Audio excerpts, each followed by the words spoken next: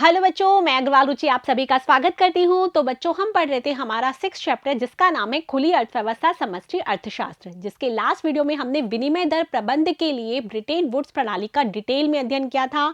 हमने पढ़ा था कि किस प्रकार से ब्रिटेन वुड्स प्रणाली में राष्ट्रीय करेंसी को अन्य करेंसियों में परिवर्तन करने के लिए द्विस्तरीय प्रणाली का अपनाया गया और उसका किस प्रकार से विखंडन हुआ, आगे कौन सी प्रणालियां आई, उसके बारे में भी हमने डिटेल में जाना।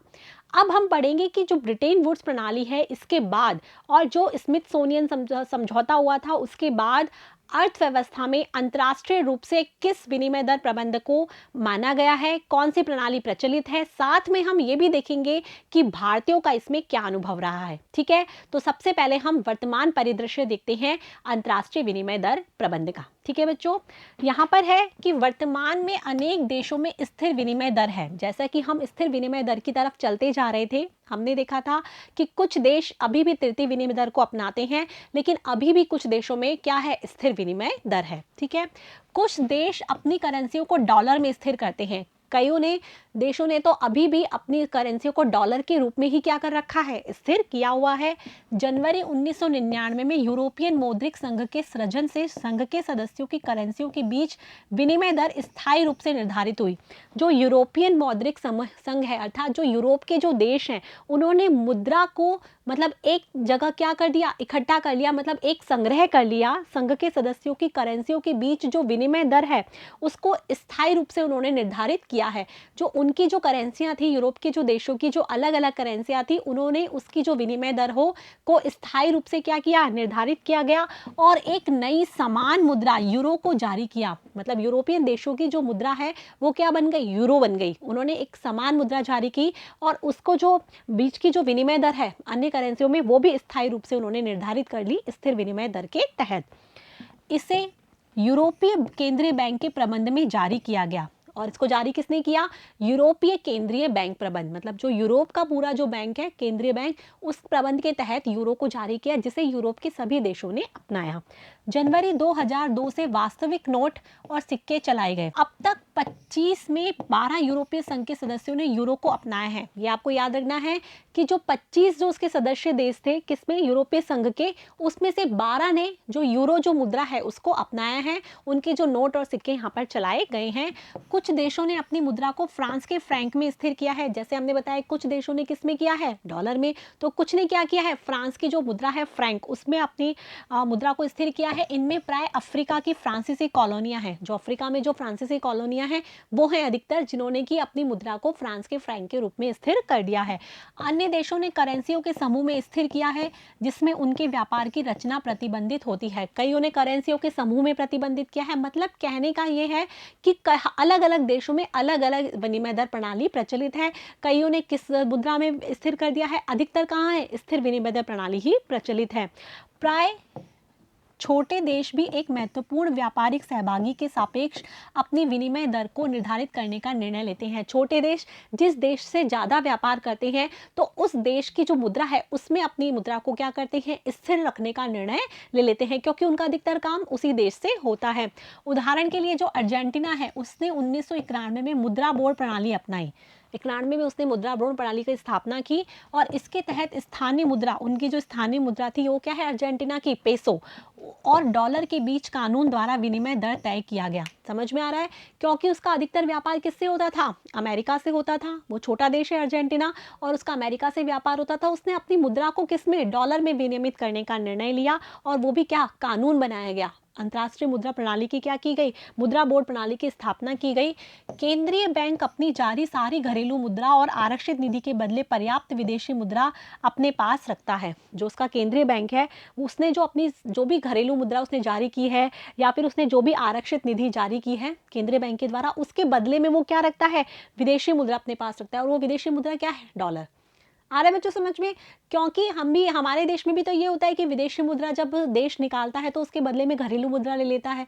घरेलू मुद्रा यदि जारी करता है तो उसके बदले में विदेशी मुद्रा अपने पास रखता है। तो इसी प्रकार से यहाँ पर अर्जेंटीना में भी किया गया।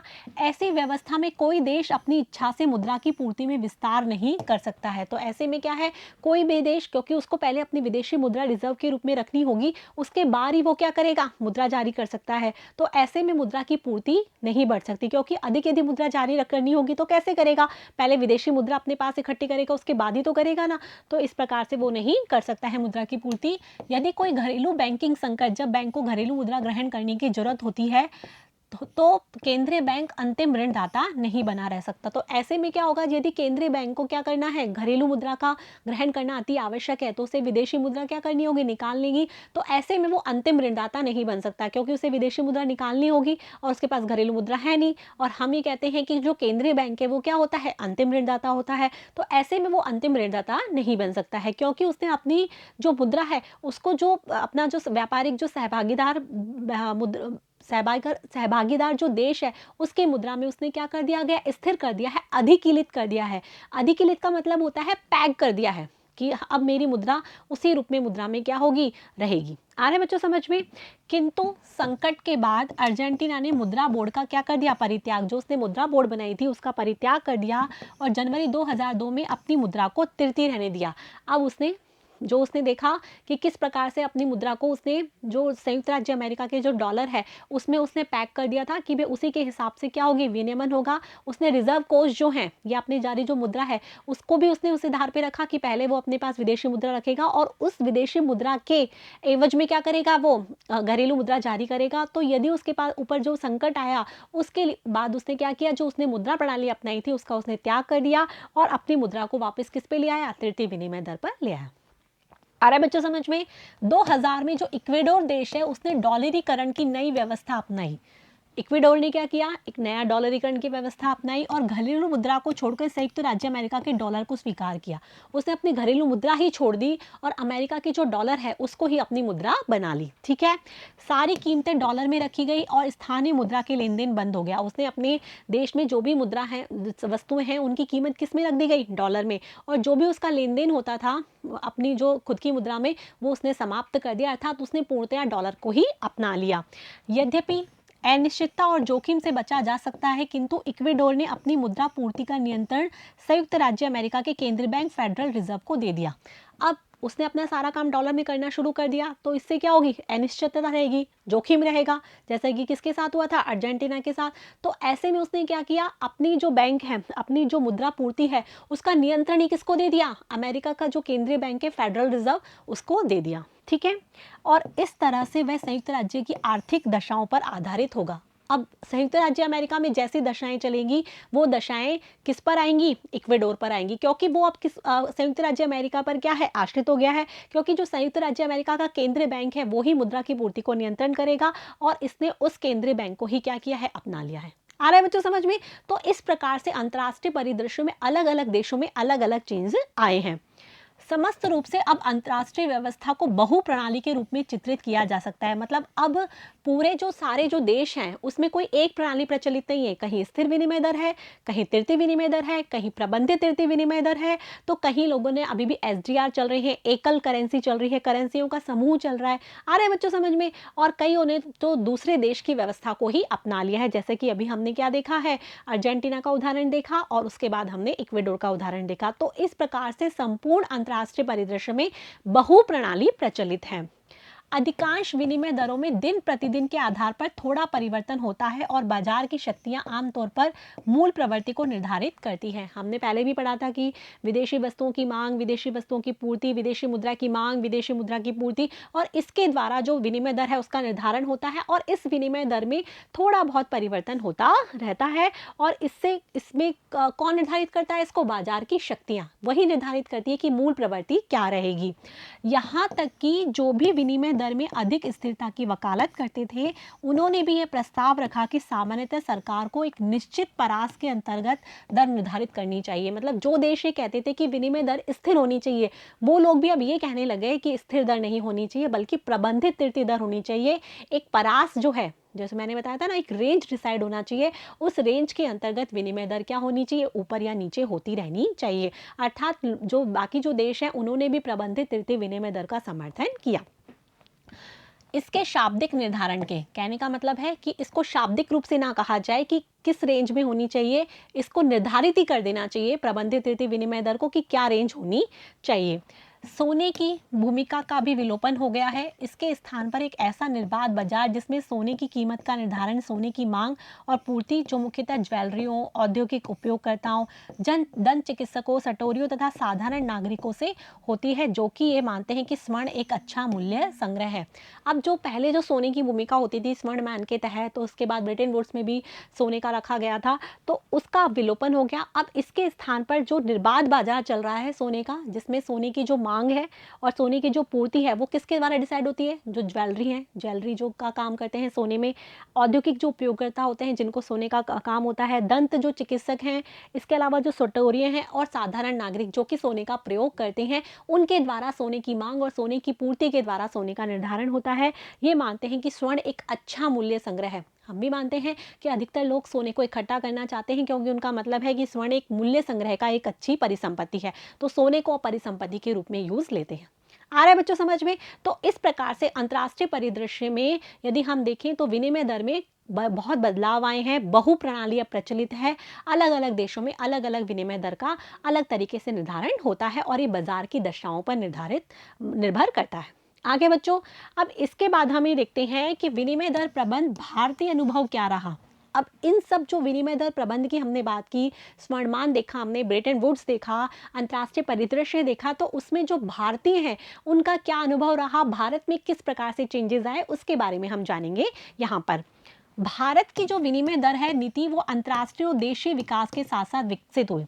अंतर्राष्ट्र में जो विकास हो रहा था विभिन्न देशों में, और हमारे खुद के देश में क्या विकास हो रहा था, क्योंकि आप भी जानते हैं कि हमारा देश है वो पहले क्या था, गुलाम था अंग्रेजों का। तो अंग्रेजों का गुलाम था तो उन्होंने अपनी ही मुद्रा का यहाँ पर प्रचलन किया। उसके बाद हमारा देश आज़ाद हुआ, किस प्रकार से देश ने अर्थव्यवस्था का विकास किया, तो इस प्रकार से देश में कितना विकास हुआ, अंतर्राष्ट्रीय रूप से कितना विकास हुआ, उसके तहत भारतीय जो मुद्रा है और भारतीय जो विनिमय दर प्रणाली है उसका विकास हुआ। ठीक है। स्वतंत्रता के बाद ब्रिटेन वुड्स व्यवस्था की दृष्टि से भारतीय रुपया ब्रिटेन के साथ ऐतिहासिक संबंध के कारण पौंड स्टर्लिंग में स्थिर हुआ। भाई स्वतंत्रता है उसके बाद जो ब्रिटेन वुड्स व्यवस्था थी जो प्रचलित थी, उसमें भारत में क्या था कि जो भारतीय रुपया है वो ब्रिटेन के पौंड स्टर्लिंग, भारत को किसमें, भारत के जो रुपए को पौंड स्टर्लिंग के उसके साथ संबंध था ब्रिटेन के साथ, क्योंकि ब्रिटेन का ही क्या था, भारत गुलाम था। तो पौंड स्टर्लिंग में यहाँ पर स्थिर हुआ भारत का रुपया। जून 1966 में रुपए का 36.5% अवमूल्यन एक महत्वपूर्ण घटना थी। याद रखना है 1966 में 36.5% क्या हुआ, मुद्रा का अवमूल्यन किया गया, रुपए का अवमूल्यन किया गया। अवमूल्यन हम पढ़ चुके हैं कि घरेलू मुद्रा को क्या कर देना, सस्ता कर देना, ताकि कि निर्यात क्या हो, बहुत अधिक बढ़े। तो ये पहले कब किया गया, 1966 में 36.5%। ब्रिटेन वुड्स व्यवस्था के विखंडन और भारत के व्यापार में यूनाइटेड किंगडम के अंश के घटने से सितंबर 1975 में पौंड स्टर्लिंग से रुपए का संबंध विच्छेद कर दिया गया। भाई पौंड स्टर्लिंग से रुपए को स्थिर किया गया था। अब भारत अब गुलाम नहीं रहा, तो इसीलिए रुपए को जो पौंड स्टर्लिंग के साथ जो संबंध था उसको यहाँ पर विच्छेद कर दिया गया, क्योंकि ब्रिटेन वुड्स प्रणाली का भी क्या हो गया था, 1975 में विखंडन हो गया था। भारत के व्यापार में जो यूनाइटेड किंगडम है उसका जो अंश है वो भी क्या हो गया था, कम हो गया था। इसी वजह से 1975 में जो ब्रिटेन के का जो पौंड स्टर्लिंग है उसका जो भारत के रुपए के साथ जो संबंध था उसको विच्छेद कर दिया गया। 1975 से लेकर 1992 तक की अवधि के दौरान रुपए की विनिमय दर भारतीय रिजर्व बैंक के द्वारा निर्धारित होती थी। फिर 1975 से 1992 के मध्य किसने, भारतीय रिजर्व बैंक के द्वारा ही विनिमय दर निर्धारित होती थी कि कितने में कितना डॉलर आएगा, कितने में फ्रैंक आएगा, मतलब उसकी जो विनिमय दर है वो भारतीय रिजर्व बैंक के द्वारा निर्धारित होती थी, जो भारत के प्रधान व्यापारिक हिस्सेदार की मुद्रा के भारित बंडल के ±5% नाम मात्र पट्टी के अंतर्गत होता था। अब ये किस प्रकार से निर्धारित करता था भारतीय रिजर्व बैंक, कि भारत का जो कौन सा व्यापारिक हिस्सेदार देश है जिससे कितना व्यापार होता है और उस विनिमय दर पे भी कितना, केवल 5% ज़्यादा या 5% कम, इस जो बैंड है वो निर्धारित कर दी गई। एक नाम मात्र की पट्टी थी, ये जो +और -5% कर रखी है, तो इसके ऊपर नीचे ही क्या होती थी, जो देश की विनिमय दर निर्धारित होती थी। आ रहा है बच्चों समझ में? और वो भी किसके आधार पर, जो भी व्यापारिक हिस्सेदार जो देश हैं उनकी मुद्रा के भारित मंडल के आधार पर, 5% ऊपर या 5% नीचे। तो इस प्रकार से विनिमय दर निर्धारित की गई रिजर्व बैंक के द्वारा। रिजर्व बैंक दैनिक आधार पर हस्तक्षेप करता था, जिससे आरक्षित निधि के आकार में व्यापक परिवर्तन होता था। रिजर्व बैंक जो भी दैनिक आधार पर जो भी कार्य होते थे उनमें हस्तक्षेप करता था। देश का जो दूसरे देशों से व्यापार होता था, विनिमय दर क्या रहेगी, तो इससे क्या होता था, जो देश में आरक्षित निधि है जो रिजर्व बैंक के पास होती है, उसके आकार में क्या हुआ, व्यापक परिवर्तन होता था। इस अवधि की विनिमय दर व्यवस्था का वर्णन एक पट्टी के साथ नाम मात्र स्थिर समायोजन के रूप में किया जा सकता है। ये जो अवधि है, जो हम कहते हैं कि जो रिजर्व बैंक है वो बार बार क्या करता था, हस्तक्षेप करता था, तो विनिमय दर व्यवस्था का वर्णन हम एक पट्टी के साथ कर सकते हैं, नाम मात्र स्थिर समायोजन। एक पट्टी जो बता रही ना, +5% ऊपर -5% ऊपर, तो एक स्थिर समायोजन हो गया। आ रहा है बच्चों समझ में, चेंज भी नहीं हुआ और कुछ चेंज भी हो गया। तो इस प्रकार से ये नाम मात्र पट्टी के साथ स्थिर समायोजन के रूप में जो रिजर्व बैंक है उसने विनिमय दर का निर्धारण किया। 1990 के आरंभ में तेल की कीमत में अत्यधिक वृद्धि हुई। खाड़ी संकट के कारण खाड़ी के क्षेत्र से धन का आना क्या हो गया, रुक गया। ठीक है, इससे और अन्य देशीय अंतर्राष्ट्रीय विकास से भारत में अदायगी संतुलन की समस्या गंभीर हो गई है। खाड़ी संकट आया तो इससे हमारे भारत देश पे अदायगी जो संतुलन है उसमें घाटा होने लग गया, उसकी समस्या शुरू हो गई। व्यावसायिक बैंकों से उधार लेने की और अल्पकालिक साख की गुंजाइश कम होने जाने के कारण फलस्वरूप चालू लेखागत घाटे के लिए वित्त प्रबंध कठिन हो गया। अब अदायगी असंतुलन हो गया, घाटा स्थित हो गया, बैंकों से क्या मिल नहीं पा रहा था, व्यावसायिक बैंकों से उधार नहीं मिल पा रहा था, साख की कोई गुंजाइश नहीं थी। इसी वजह से जो चालू लेखागत घाटा है उसमें क्या हुआ, वित्त प्रबंधन जो हम किससे करते थे, पूंजीगत लेखा से, वो क्या हो गया, कठिन हो गया। भारत की विदेशी मुद्रा की आरक्षित निधि अगस्त 1990 के 3.1 बिलियन यूएस डॉलर से तेजी से घटकर 12 जुलाई 1991 में 975 मिलियन यूएस डॉलर रह गई। जो विदेशी मुद्रा की आरक्षित निधि जो कि रिजर्व बैंक के पास थी, वो इसीलिए रिजर्व बैंक को क्या करना पड़ा, वो आरक्षित निधि निकालनी पड़ी, क्योंकि वित्त पोषण तो करना था ना जो घाटा था उसका, क्योंकि जो खाड़ी देशों से जो धन था वो क्या होने लग गया, जो आना बंद हो गया। इससे जो भारत है वो ऋणी होता चला गया। घाटे के वित्त पोषण के लिए जो विदेशी मुद्रा की जो आरक्षित निधि है वो रिजर्व बैंक ने निकाली, जो कि अगस्त 1990 में 3.1 बिलियन यूएस डॉलर थी आरक्षित निधि रिजर्व बैंक के पास। वो घट गई और घटकर 12 जुलाई 1991 में 975 यूएस डॉलर रह गई। और यदि हम वर्तमान की बात करें तो हमारी वर्तमान विदेशी मुद्रा आरक्षित नीति 27 जनवरी 2006 के आंकड़े दे रखे हैं, उसके अनुसार 139 बिलियन यूएस डॉलर थी। आरक्षित निधि का अर्थ समझ गए, जो कि हम विदेशी मुद्रा को जो कि जो केंद्रीय बैंक है वो अपने पास आरक्षित रूप में रखता है। तो 2006 में कितनी है, 139.2 बिलियन यूएस डॉलर है। विदेशों को सोना भेजना, गैर जरूरी आयात को कम करने, अंतर्राष्ट्रीय मुद्रा कोष तथा बहुपक्षीय और द्विपक्षीय स्रोतों से संपर्क करने, स्थिरीकरण और ढांचागत सुधार लाने के अतिरिक्त 1 जुलाई और 3 जुलाई 1991 को रुपए को 2 चरणों में 18-19% का अवमूल्यन किया गया। अब हमने पहले पढ़ा था कि 1966 में क्या किया गया, रुपए का अवमूल्यन किया गया। अब 1991 में फिर 2 चरणों में रुपए का अवमूल्यन किया गया। क्यों किया गया, विदेशों को सोना भेजना, गैर जरूरी आयात जो थे उनको कम करने के लिए, निर्यात बढ़ाने के लिए, अंतर्राष्ट्रीय मुद्रा कोष और बहुपक्षीय और द्विपक्षीय स्रोतों से संपर्क करने के लिए, अंतर्राष्ट्रीय मुद्रा कोष से संपर्क स्थापित करने के लिए बहुपक्षीय से भी और द्विपक्षीय से भी, स्थिरीकरण करने के लिए, ढांचागत सुधार लाने के लिए। ये सभी कारणों से 1 जुलाई को और इसके बाद 3 जुलाई को 1991 में रुपए का मतलब 2 बार 2 चरणों में 18 से 19% का क्या किया गया, अवमूल्यन किया गया। मतलब अब आपको याद रखना है कि रुपए का अवमूल्यन कब कब किया गया था। पहले हमने 1966 पढ़ लिया, उसके बाद 1991 में फिर से रुपए का अवमूल्यन किया गया। अवमूल्यन का अर्थ आप जानते हैं कि घरेलू मुद्रा को क्या कर देना, सस्ता कर देना। ठीक है, मार्च 1992 में दोहरे विनिमय दरों वाला उदारवादी विनिमय दर प्रबंधन व्यवस्था को अपनाया गया। 1992 में दोहरी विनिमय दर जो डबल जो है विनिमय दर वो अपनाई गई, उदारवादी विनिमय दर प्रबंधन व्यवस्था को अपनाया गया। इस व्यवस्था में क्या था, विनिमय दर आय का 40% रिजर्व बैंक द्वारा निर्धारित दर से सुपुर्द करना पड़ता था और जो 60% का परिवर्तन है वो बाजार द्वारा निर्धारित दर पर होता था। मतलब जो विनिमय दर है वो दोहरे दर पर निर्धारित होती थी। 40% है वो तो किसके द्वारा, रिजर्व बैंक के द्वारा, और 60% किसके द्वारा, जो देश का में विदेशी जो वस्तुओं की मांग या पूर्ति है या विदेशी मुद्रा की जो मांग है पूर्ति बाजार शक्तियों के द्वारा होती थी। तो इस प्रकार से दोहरी विनिमय दर का प्रबंधन यहाँ पर किया गया भारत देश में। दोहरे दरों को 1 मार्च 1993 को बदल दिया गया। अब 1 मार्च 1993 में इसको भी बदल दिया गया। आ रहा है बच्चों समझ में कि किस तरीके से जो भारतीय मुद्रा है उसके विनिमय दर में चेंजेस आ रहे हैं कि पहले हमने कौन सी दरों को अपनाया, पाउंड स्टर्लिंग के आधार पर अपनाया, फिर जब हमारे ब्रिटेन से संबंध विच्छेद हो गए तो हमने उसको हटा दिया, ब्रिटेन वुड्स व्यवस्था भी क्या हो गई, विखंडित हो गई, हमने रुपए का अवमूल्यन किया, फिर 1991 में फिर हमने रुपए का अवमूल्यन किया। आ रहा है बच्चों समझ में। अब इसके बाद उदारवादी जो विनिमय दर प्रबंधन थी उसको स्टार्ट किया, उसमें द्विस्तरीय जो विनिमय दर प्रबंधन है वो चालू किया, जिसमें रिजर्व बैंक करेगा 40% हो और 60% बाजार शक्तियों के द्वारा होगी। 1993 में इसको भी समाप्त कर दिया गया और चालू खाते की परिवर्तनीयता की और महत्वपूर्ण कदम उठाए गए। अंतिम रूप से इसकी उपलब्धि 1900 कब मिली? 94 में अंतर्राष्ट्रीय मुद्रा कोष समझौता के अनुच्छेद 8 को स्वीकार कर लेने के बाद मिली। जब अंतर्राष्ट्रीय मुद्रा कोष ने जो अनुच्छेद 8 को स्वीकार कर लिया तो चालू खाते की जो परिवर्तनीयता है, जो हमारा चालू खाता है, हम पढ़ चुके हैं चालू खाते के बारे में अच्छे से, उसको अपनाया गया 1994 में। ठीक है। इस प्रकार रुपए की विनिमय दर बाजार के द्वारा निर्धारित होती है। रुपए की विनिमय दर किस प्रकार निर्धारित होती है? बाजार में क्या मांग और पूर्ति रहती है उसके द्वारा, और अपने क्रय और विक्रय द्वारा रिजर्व बैंक विदेशी मुद्रा बाजार में स्थिति को विनियमित रखता है। दो तरह की प्रणाली है अभी भी कि बाजार में क्या होती है, मांग और पूर्ति, जो भी विदेशी मुद्रा की मांग और पूर्ति रहती है उसके आधार पर विनिमय दर का निर्धारण होता है, जैसा कि हम पहले पढ़ चुके हैं। और जो रिजर्व बैंक है वो क्या करता है, हस्तक्षेप करता है और क्रय के द्वारा, मतलब विदेशी मुद्रा की क्रय के द्वारा या विदेशी मुद्रा की विक्रय के द्वारा वो उसको नियमित रखने का प्रयास करता है। तो ये वाली प्रणाली अब हमारे भारत देश में प्रचलित है। आगे बच्चों समझ में।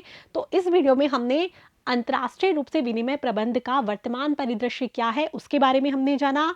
साथ में जो विनिमय प्रबंध है उसमें भारत का क्या अनुभव रहा है, क्या क्या चेंजेस आए हैं, किस प्रकार से भारत में रुपए का अवमूल्यन किया है, चालू खाते की परिवर्तनशीलता जो अभी कायम है, किस तरीके से कुछ तो स्थिर विनिमय दर और तृतीय विनिमय दर दोनों का मिश्रण हमारे भारत देश में पाया जाता है, इसके बारे में हमने जाना। ठीक है बच्चों, तो आशा है कि आपको अच्छे से समझ में आ गया होगा। अब हम नेक्स्ट वीडियो में हम क्या जानेंगे, खुली अर्थव्यवस्था में आय का निर्धारण किस प्रकार से होता है।